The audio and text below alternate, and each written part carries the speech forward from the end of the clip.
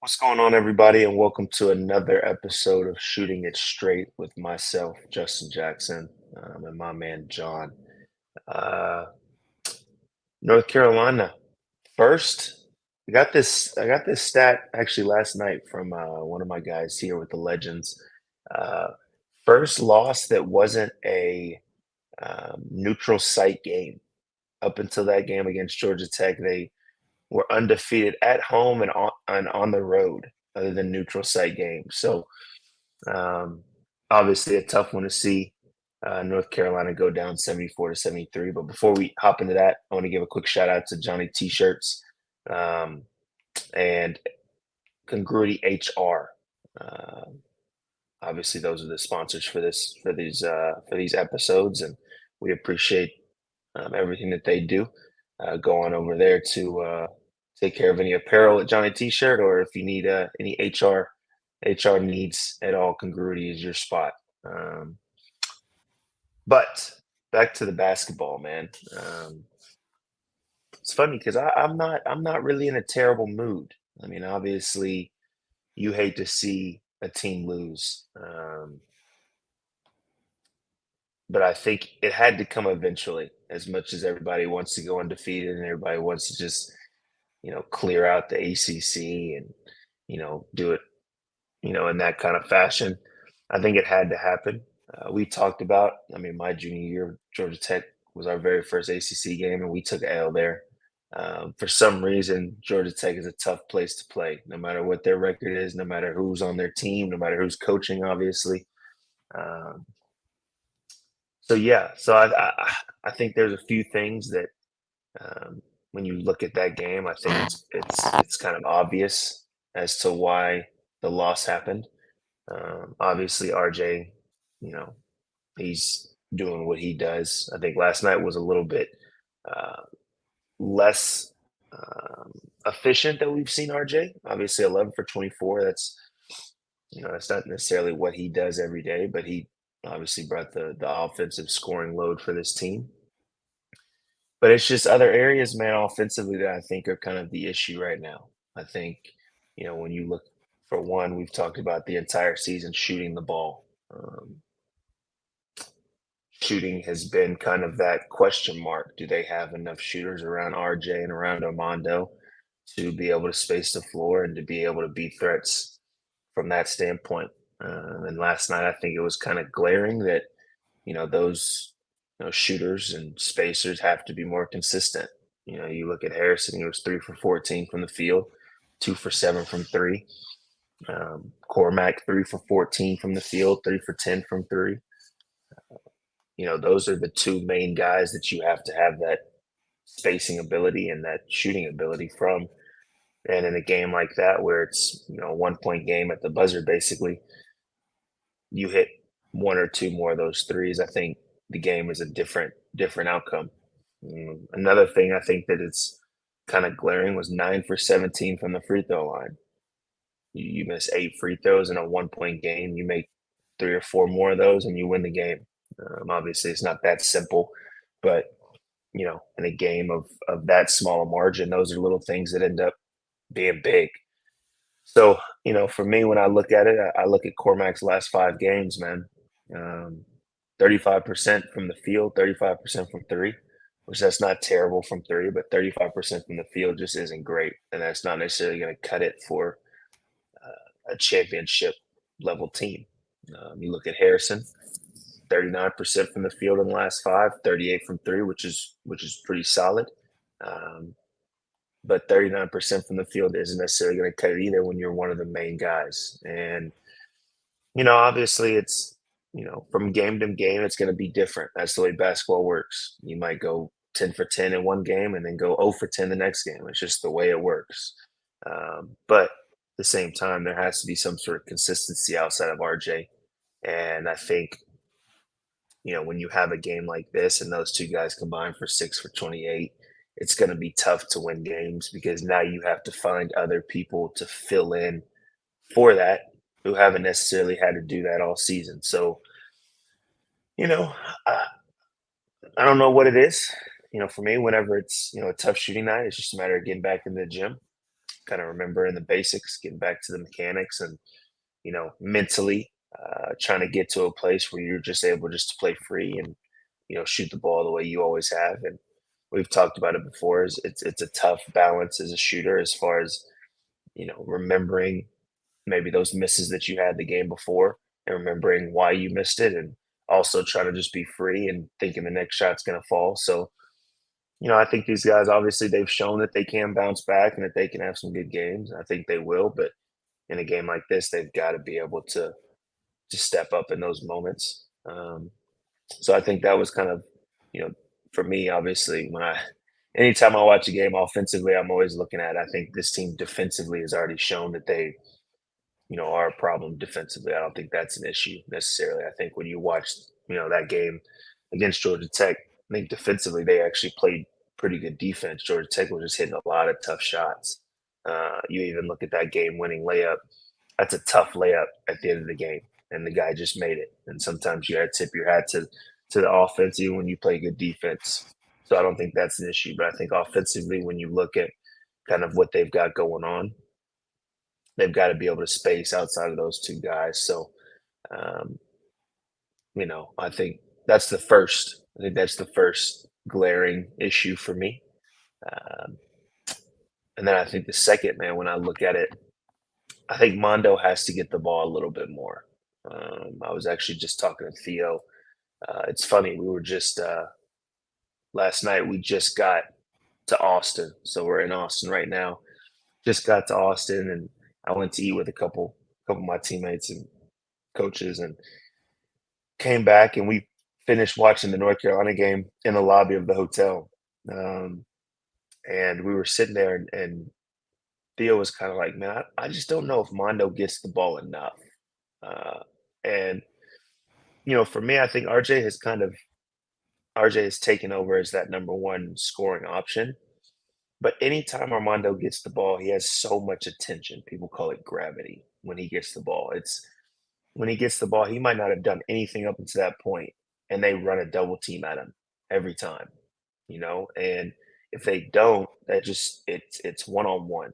Now, obviously, Mondo has to be able to finish little bunnies around the rim, and he's got to be able to do that, consistently. But I think the gravity that Armando has, anytime he catches the ball on the block, I think could be a strength of this team. And when I say a strength of this team, I mean anytime there's a double, obviously that means you're 4 on 3 on the backside. And that's the anytime you're on offense, you're trying just to get an advantage of any kind, whether that's a pick and roll and you're trying to get, the guy guarding the ball, you're trying to get a hit on him. So now you're in a 2-on-1 situation in the pick and roll. Or anytime you do a down screen for a shooter, you're just trying to get a hit so that he can get some space away from him. Well, anytime Armando gets in, they double, it's automatic advantage on the backside. And obviously, it's up to Mondo to make the pass out and make the right decision. But I feel like that is an advantage that they can take advantage of. I think they took advantage of that, early on in the season. I think there was a lot of times that Mondo got the ball and he wasn't necessarily scoring, but the attention that he got was exactly what you needed to get a little bit more of an open shot, to give Cormac and Harrison a little bit more time to get a shot off, and then just to open things up for RJ. So I think when I see 8 field goal attempts, I'm not necessarily mad at the 8 field goal attempts, but throughout the game, watching his involvement offensively, I think can be a little bit more just to create more of that advantage for this team. And like I said, that just opens up things for everybody else involved. Because once again, if Mondo is not one of the key guys that is involved on offense, then everything just falls on RJ. Then you see basically a box score of 24 shots from RJ, 8 shots from Mondo. Obviously, Harrison and Cormac didn't shoot it well, but then you've got Seth shooting 7 times. You've got Jalen shooting 3 times. For me, Armando has to be in that range of 10 to maybe 15 shot attempts every game, which means that he's being involved, he's being aggressive, he's a big part of the offense, he's causing issues for the other team's defense. So I think Mondo whether it is him being aggressive to score or him making the right decision out of a double team or even just kicking it back out. I think he has to be a little bit more involved. And if he is, I think this game looks a little bit different. Obviously, once again, tip your hats off to Georgia Tech. They made the plays down the stretch whenever they need to make them. A lot of times that's what the games come down to, especially in ACC play. These games, are so difficult to win, especially on the road. But if he's a little more involved and he's a little more aggressive, I think the game looks a little bit different. So those are kind of my two biggest takes. What what is your how did you feel about watching the game? What were your thoughts and your feelings? Well, I appreciate your calming influence on Tar Heel Nation this morning, Justin, because I think there are a lot of people who are panicking is probably too strong of a word, but a little nervous waking up this morning, especially seeing the game coming up on Saturday. All of a sudden, this is like a really important stretch for UNC basketball. I think for me, what this game represented is a few things popping up that have been concerns for me for a while. And I'll start with Armando's play because I think that's a great point. I have the second half box scores from the last two games pulled up. And in the second half against Florida State, Armando Bacot took one field goal. He did not score. And then in the second half of last night's game, he had 1 point and he had two field goal attempts. He got his free throw in there for his contribution in the second half. And I do think that is a major problem. You have to start feeding Armando a little bit more. It kind of made me think, as well as you were saying, Justin, like what would this team be without RJ? They're counting on him for so much offense and so much scoring. I think that UNC has guys capable of creating more offense. They can look to Jalen Washington maybe for some more offense, or they can feed Armando a little bit more and look for offense there. But I definitely think that was a big theme last night. As you said, UNC shot a season low at the free throw line, 9 of 17, 52%, and season low from the floor, 36.4%. So I think it was an off shooting night, but also just more broadly, some concerns. Honestly, for me, on both ends of the floor that I've had for a while that kind of just popped up in this game. So that's my main takeaway on the offensive end. Do you want to talk a little bit about what you saw on defense? I know it was a really strong performance from UNC, as you said on that end. What were some things that stood out? Yeah, I mean it's kind of been the same thing, you know, up until this point all season as far as defensively. Their versatility defensively causes issues for a lot of these teams, a lot of college teams.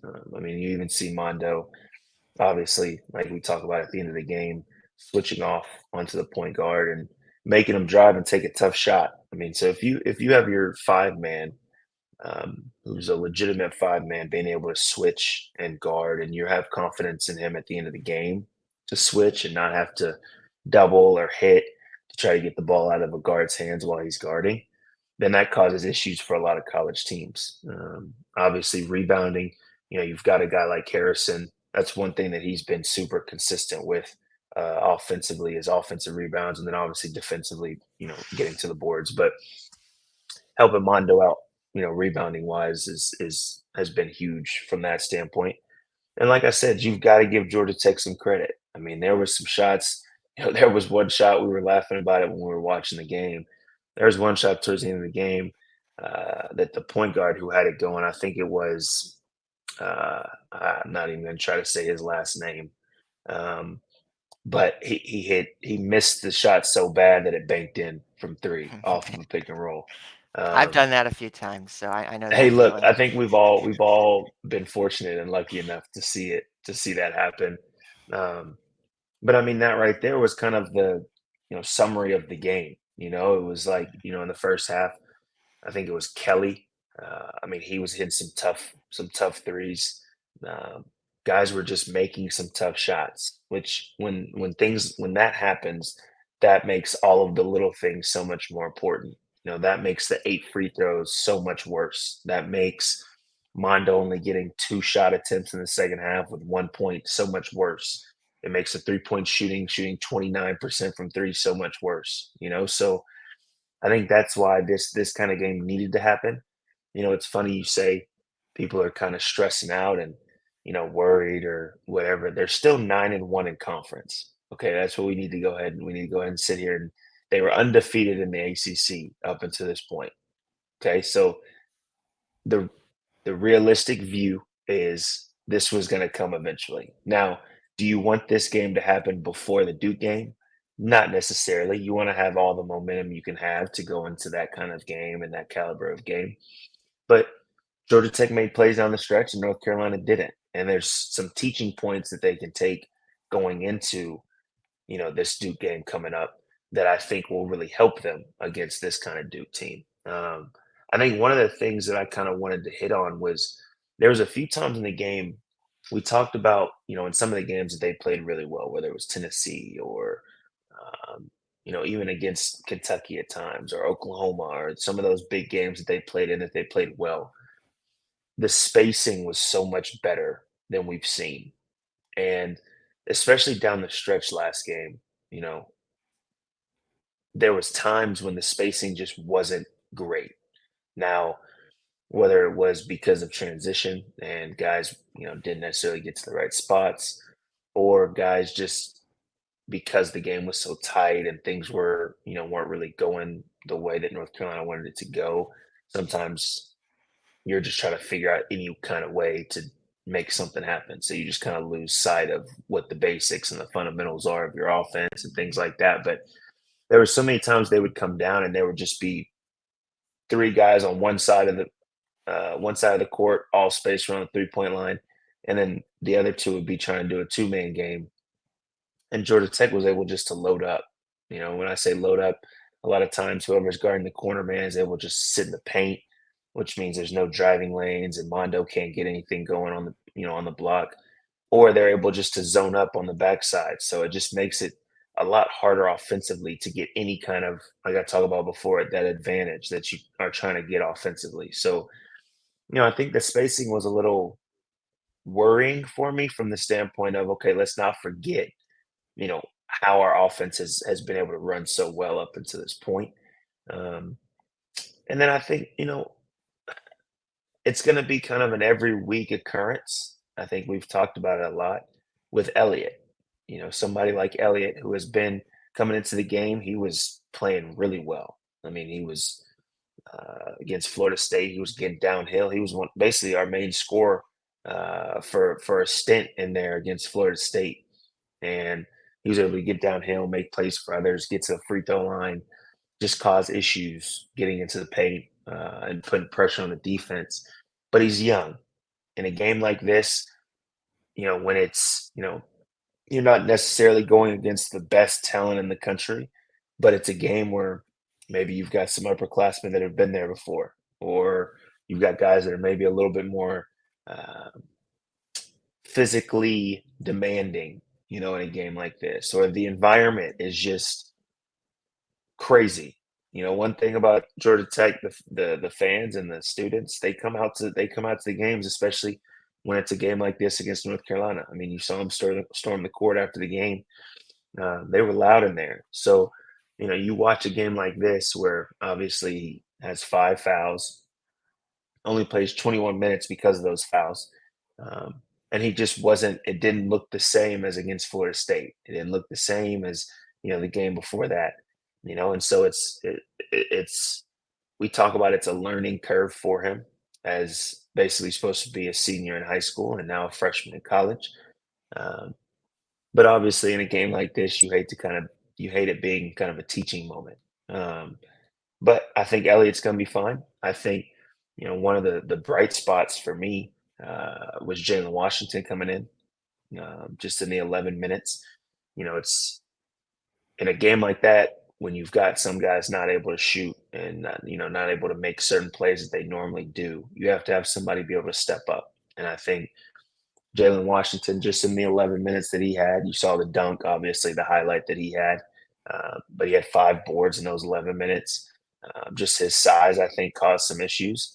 And we talk about it. We've talked about it with with the previous episode with Bryce, as far as I'd love to see him just get a little bit more time in there with Mondo. I'd love to see his size and his versatility be able to be shown. Um, and be able to, you know, affect the game more than 10 minutes in a game. Now, with that being said, it's up to Jalen Washington to whether it's be tougher, be more physical, be able to show the coaches that, hey, I deserve more playing time on a consistent basis. Now, a lot of times that happens in practice, which we don't see. Fans and us, we don't see what happens in practice every day. So we can sit here and make all the, oh, he should be playing this, he should be playing that. But if you're not doing what you're supposed to be doing on a daily basis in practice, then you haven't earned it. So, with that being said, I think for me, I would love to see kind of what that would look like just because he's able to do so many things, mainly offensively, which is what, for me is kind of the issue that we've seen so far. We've kind of seen defensively that they're really good. Defensively, I don't think that's necessarily going to change.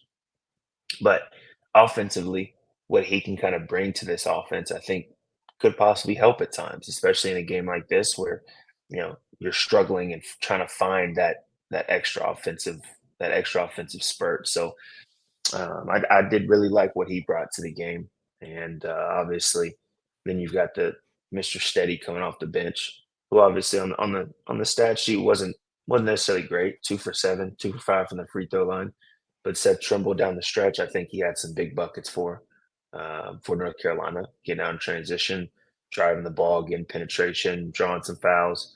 Um, so you know, it's easy to sit here after a loss and point at all of the negatives, point at all of the things that should have been done, point at, oh, they should have left Jalen Washington in. Oh, uh, Jalen Withers should have played more. It's easy to sit here and do that. Um, but obviously, they had a game plan. And if they were to change some of these little things, I think the outcome would have been different and everybody would have been happy and praising and it would have been totally different. So, I think these are the games where you have to take what you did wrong and don't um, sit on it too much, right? You don't sit on it and, just that's all you think about up until Saturday against Duke. But there are little things where, whether it is, hey, look, I just didn't hit shots. I need to get back in the gym. Um, or, I didn't execute on this play. I need to see where I was supposed to be on this certain play, or I didn't have this rotation defensively. I need to go look and see and look at all the plays that I made this rotation and look at this play where I didn't make this rotation and make sure that when this time comes on Saturday that I'm locked in and I know where I'm supposed to be at certain times and things like that. So I'm just a little bit more of an upbeat type of person, optimistic kind of person because I've been in this situation. Now I'm sure when we lost my junior year against Georgia Tech, our very first ACC game, I'm sure people were bugging out and we're really stressing out that next morning whenever they woke up, like, oh, maybe this team isn't who we thought, you know, who we thought they were going to be. And this team has started out way better than us. So I can only imagine what they were saying about us. And we ended up winning the whole thing. So for me, I'm not stressing. Were there things that were, I think that need to be fixed or guys need to play better? I think for sure. Um, I think that's pretty obvious when you just look at the box score. But I'm not necessarily worried that, oh, this could be a downward slide for this team. I'm not worried at all. Like I said, it's the first loss non-neutral site for this team all season. So I think they're going to bounce back. I think that coaching staff is going to do an unbelievable job of, getting the adjustments that they need. And at the end of the day, the game they've got going up, you don't really need, uh, you don't need encouragement. You don't need extra adrenaline. You don't need extra to get you going for this game coming up on Saturday. So they go back and they make some changes, guys. Get more comfortable, get back into a rhythm. Going into Saturday, I like this matchup against Duke. I like them, obviously, as a fan and as a former player. I like us anyways, but when I really look at this matchup that they have against Duke, I think it's going to be a really interesting matchup and a fun matchup to watch. And I like us. So, you know, let's talk about North Carolina Duke a little bit, man. What are you thinking for Saturday? What's your big give me some of your takes for Saturday and matchups for Saturday. Give me some of it. Yeah, it's exciting. UNC plays at 6:30 on Saturday in the Smith Center against Duke. I think it's really exciting because all year long we've heard this narrative that the ACC is down. The ACC isn't what it was.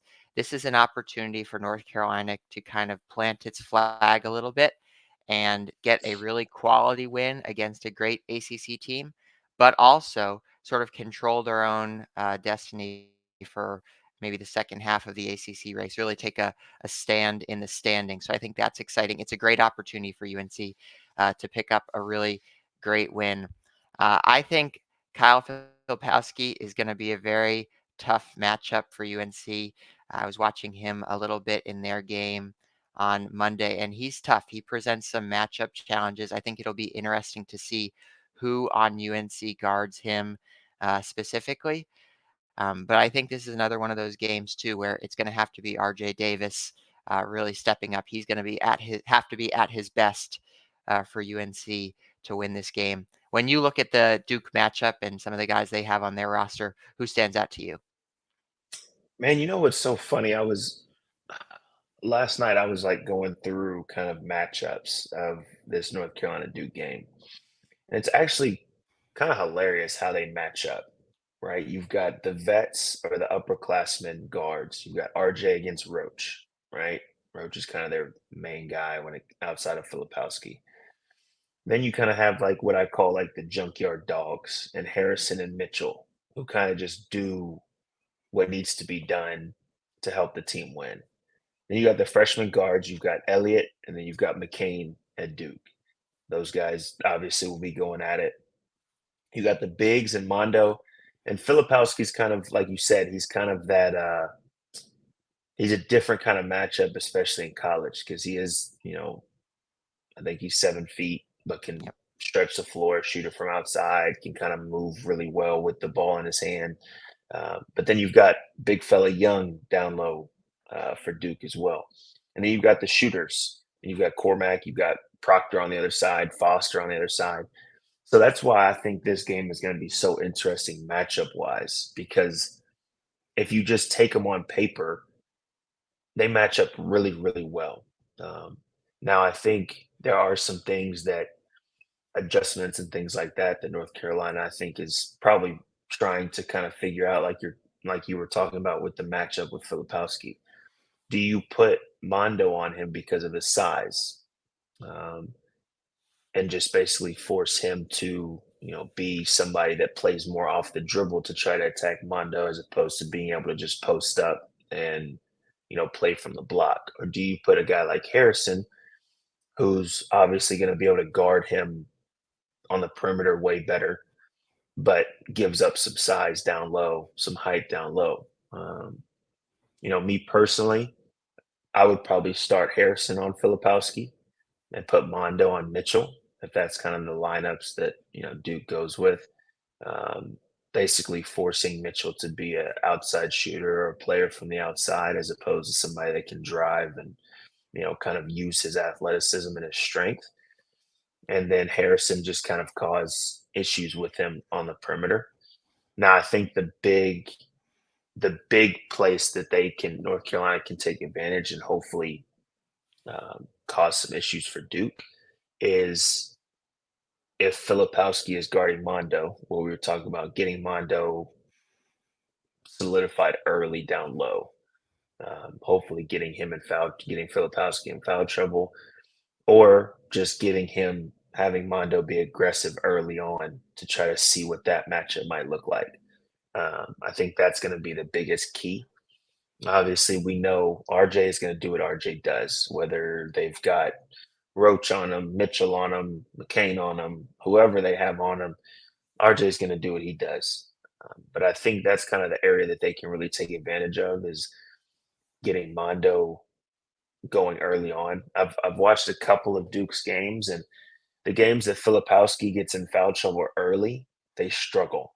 And so if they're able to get him in foul trouble, obviously that would be wonderful. That would make it, I think, a little bit easier for North Carolina.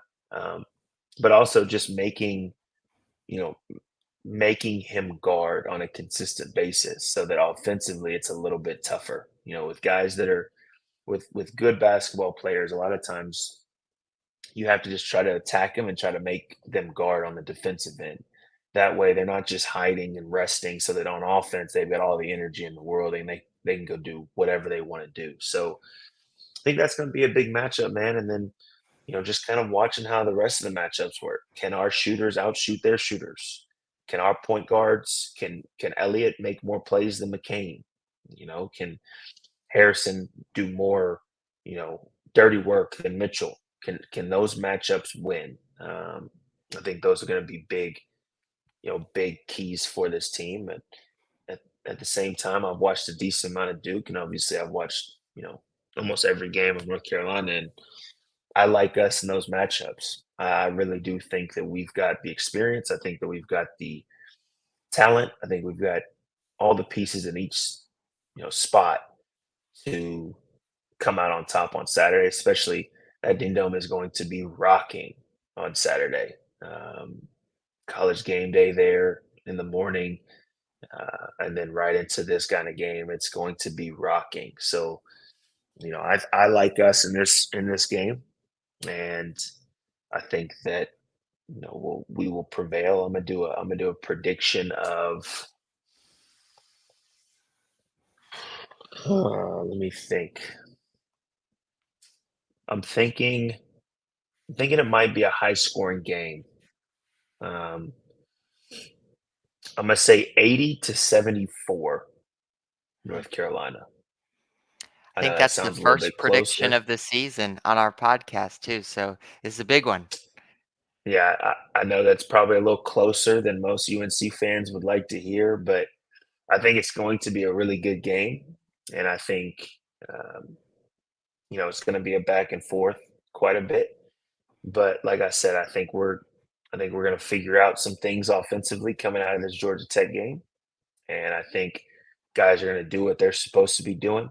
Defensively, I think they're going to cause some issues. They're still going to hold them under 80 points, and I think we're going to come out on top. Actually, I'm gonna go 82-74. I'm gonna do an 8-point game because of some free throws down the stretch. That's what I'm going for. So, um, but yeah, man, I'm excited to watch this game. I mean, it's crazy to think that they've already played 10 conference games.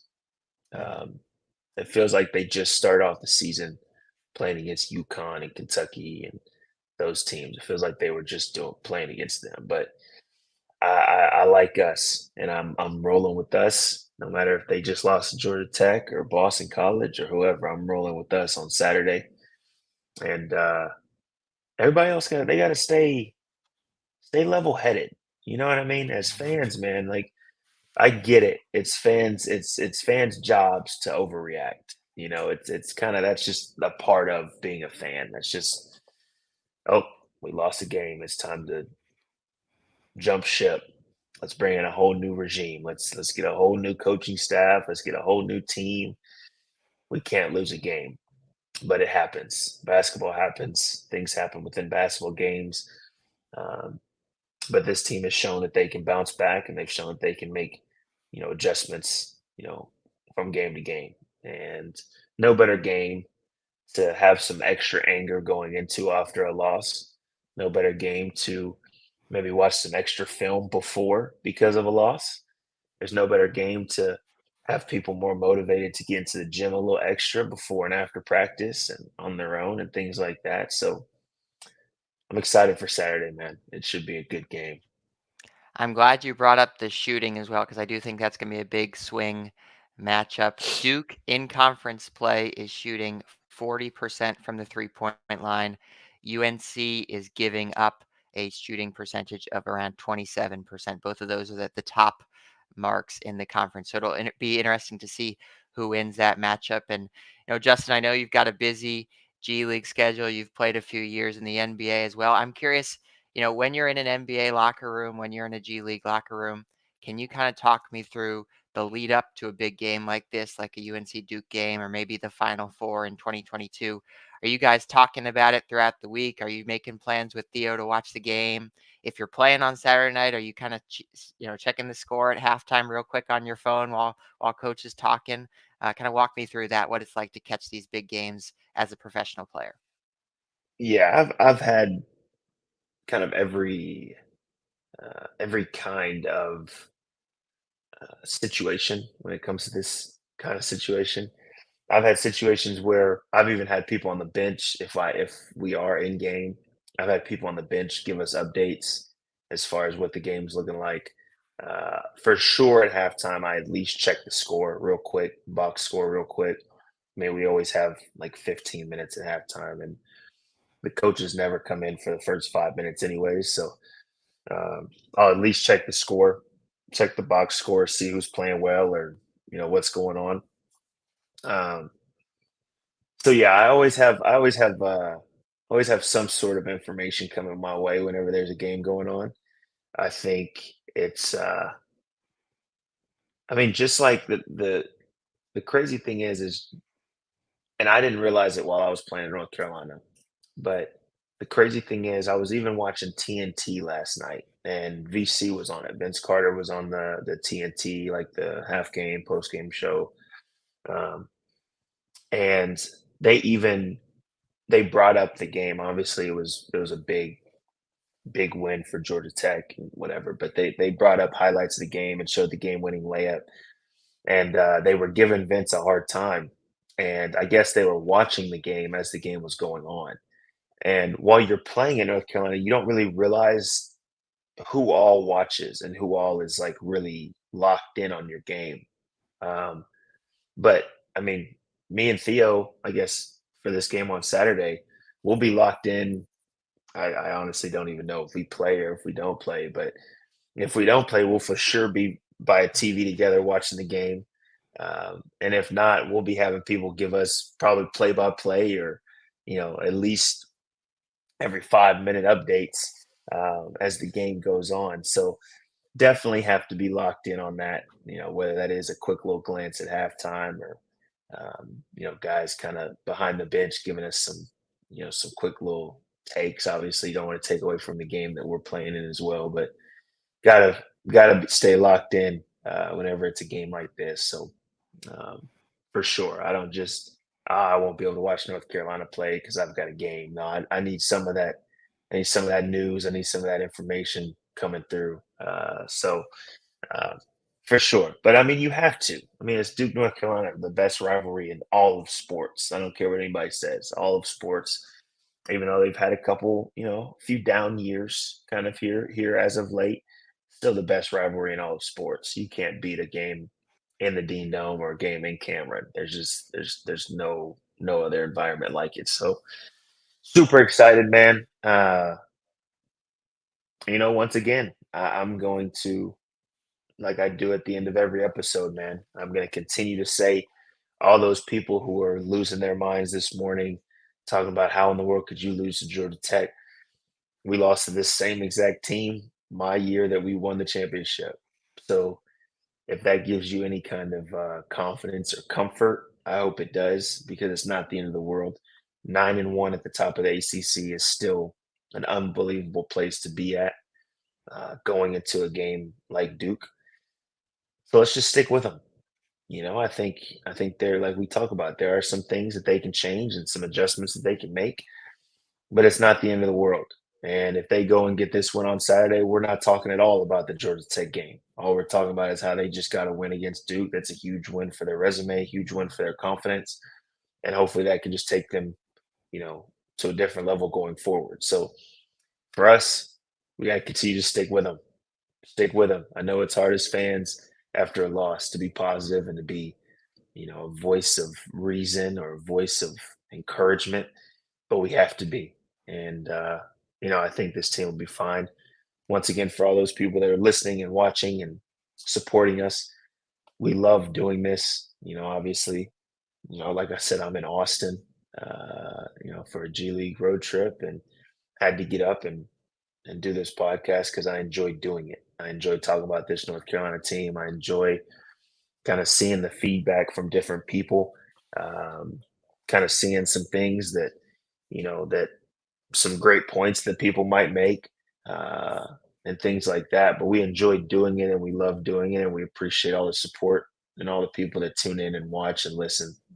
So hopefully next time we talk, North Carolina gets a big dub against Duke. Uh, but until then, enjoy.